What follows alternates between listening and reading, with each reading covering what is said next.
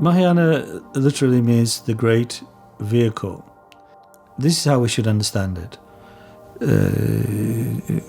Among the followers of Buddha, during his lifetime, as in fact also now, people differ in their motivations for wanting to practice his teaching. And if we look at that, we'll see that really there are two principal approaches motivated by two particular motivations.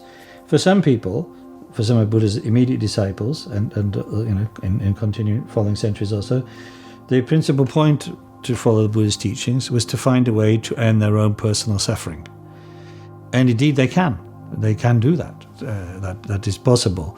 When one sees that clinging to self is the source of suffering and that self is fictional, then one develops a kind of spaciousness and a freedom that enables one to transcend the kind of wheel of birth and death, of suffering. But there are others who considered this question of why to follow the Dhamma, why to practice the Buddha's teachings, for whom the principal thing was the example set by the Buddha himself, which was that his awakening, his enlightenment, so to speak, it was not merely a matter of his own personal liberation, but actually a way of him entering into this extraordinary ability to show others the way out. In other words, Buddha's motivation itself was supreme compassion for the benefit of all beings, and his awakening, his enlightenment, was in fact becoming that source of liberation and freedom from suffering for all beings. So those followers who considered Buddha's example primary, they had this kind of wider, this more spacious, this more profound and vaster motivation to become a Buddha for the sake of all others. In short, they're motivated by the bodhicitta, the impulse to become enlightened for others.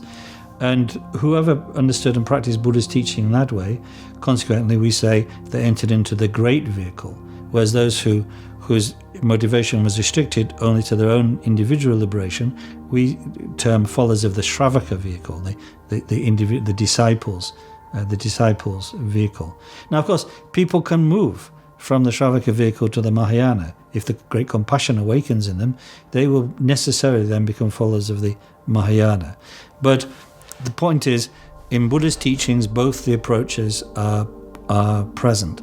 And what we call the Mahayana teaching was that which was originally presented by Buddha to those disciples who understood the teaching from that great compassion point of view, and also in terms of their understanding of the nature of reality as presented by Buddha, understood it in a more complete way than the followers of the Shravakayana, for whom only the emptiness simply signified the absence of a personal self, whereas for those who entered into the Mahayana, Buddha's teachings and emptiness signified that all phenomena, outer and inner, small and great, mental and physical, all in fact lack inherent nature or intrinsic essence.